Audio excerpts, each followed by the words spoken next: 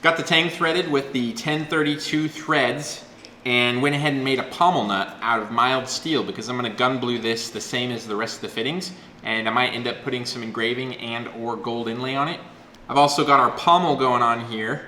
The holes drilled in that, and I made it so the pommel nut countersinks down into the pommel just a little bit, and that'll allow me to get a really nice fit between the pommel and the pommel nut and put a nice dome on the end of the pommel without needing to leave like a little flat spot for the pommel to rest on, since it's going to rest down inside of the pommel itself.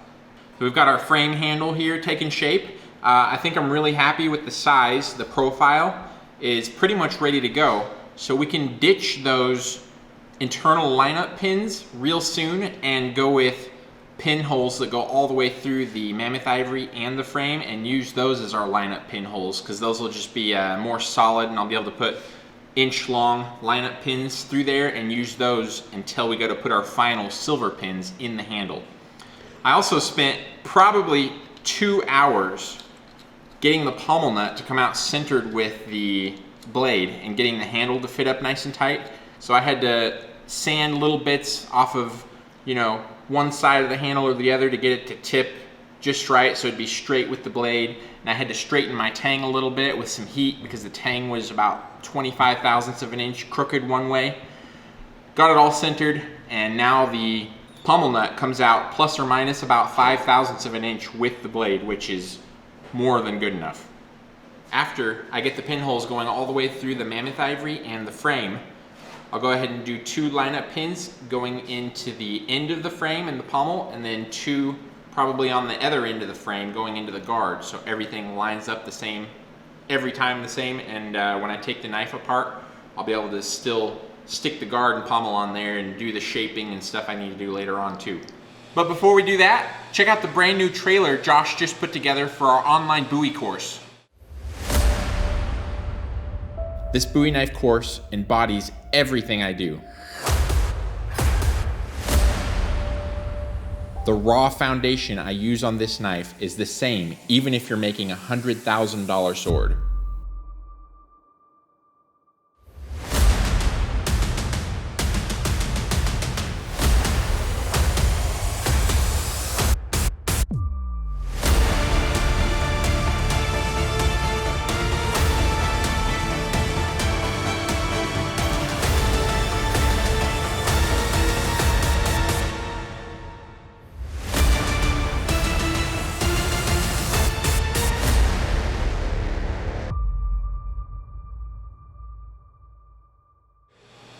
All right, let's get back to it.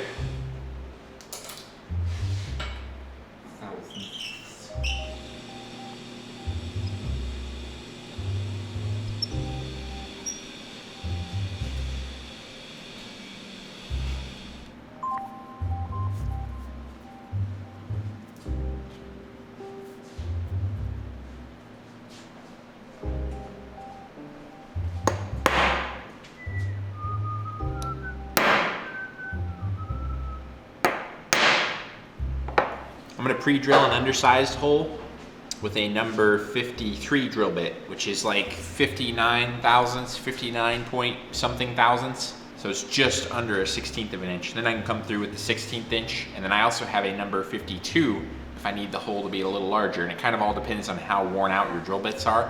They cut differently when they're new versus worn out. So to get that perfect pin fit, I kind of play around with those 3 sizes of drill bit.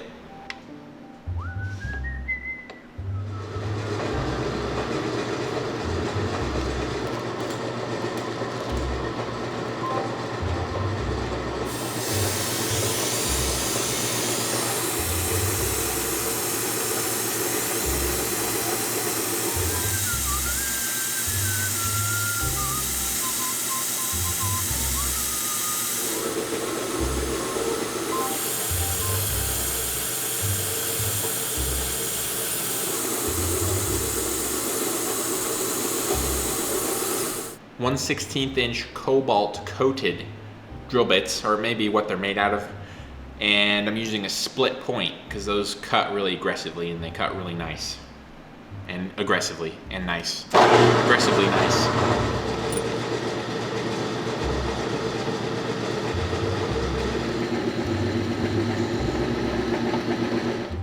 After drilling those holes, there's a pretty big burr, especially on the back side of the holes, and I like to remove it with this drill bit. This is just a 1/4 inch drill bit. It's an extra long one, makes it a little easier to hang on to. One of these days, once I get real fancy, I'm gonna make myself a really nice little deburring tool, but this works great until then. And I've been using drill bits for many years to deburr.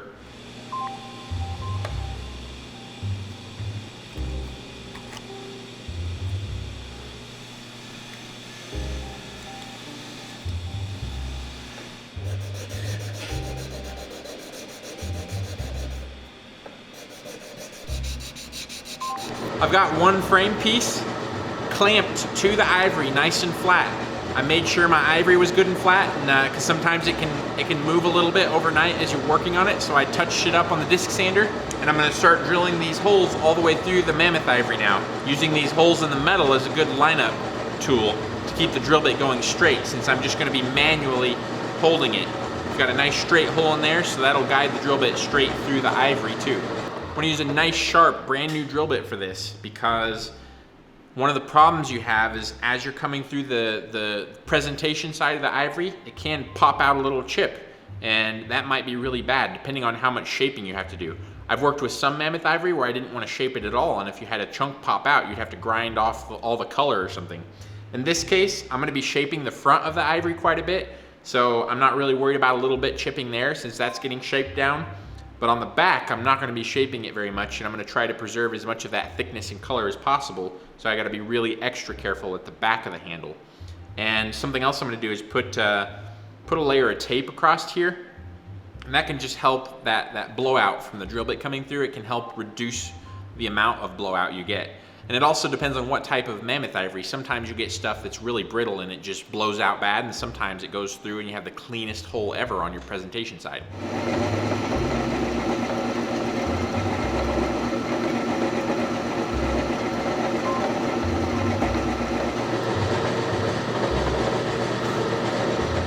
Keep a mental note of where your drill bit is as you're drilling through the mammoth ivory, and as you think that drill bit's getting really close to breaking through, take your time and go extra slow there and clean the drill bit off even more. Clean your drill bit off a lot as you go just to keep it unclogged and it'll cut better, but right at the end do it a whole bunch, and that'll also help that blowout not be as bad. So far it looks like this mammoth ivory is really gummy, so it's kind of clogging up the drill bit. I actually have to take my thumbnail and kind of poke at the drill bit to kind of release the stuff that's all gummed up in the flutes.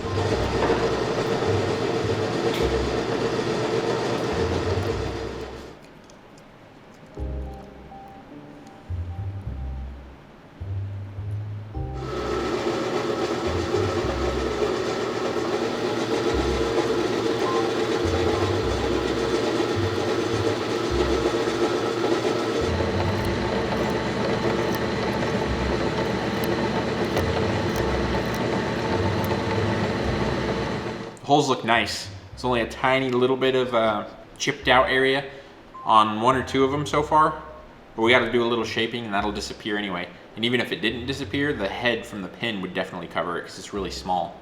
So that's one scale down. Still need to do the other one.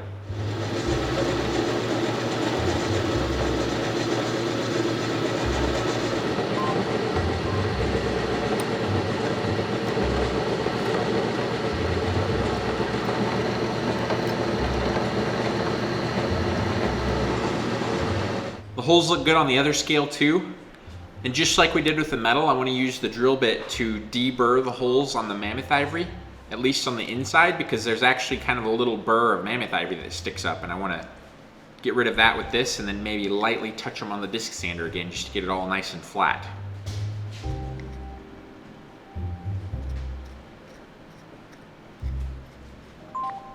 Coffee break.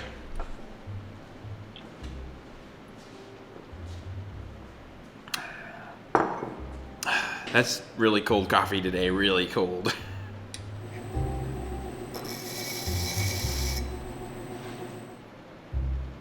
Beep, beep, beep, beep, beep, beep, beep, beep, beep, beep, beep, beep, beep, beep.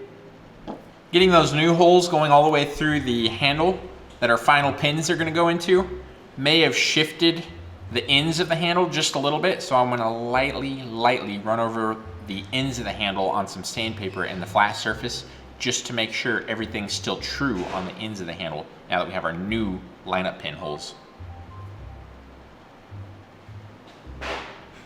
I can still see your shoulder.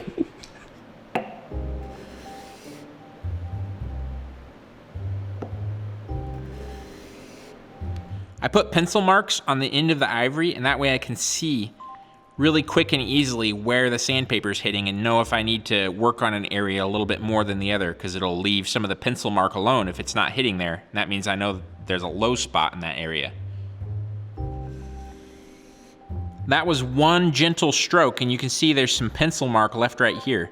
So that means all this stuff is high and this is a little bit low. So I need to sand it until that pencil mark goes away, so it's nice and flat. It's flat. Flat. Yeah. This thing's really starting to come together. I must say it's pretty handle heavy though. We've got a lot of material to remove here, and quite a bit of material to remove here, and quite a bit of material we can move on the frame still.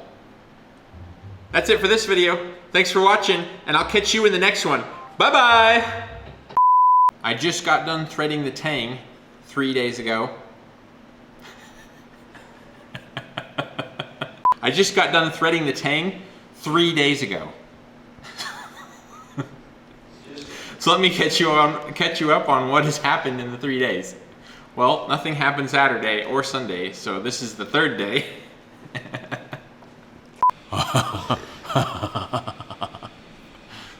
Wait, stay there for 20 seconds. It'll be a good end screen and just laugh. What? Come on.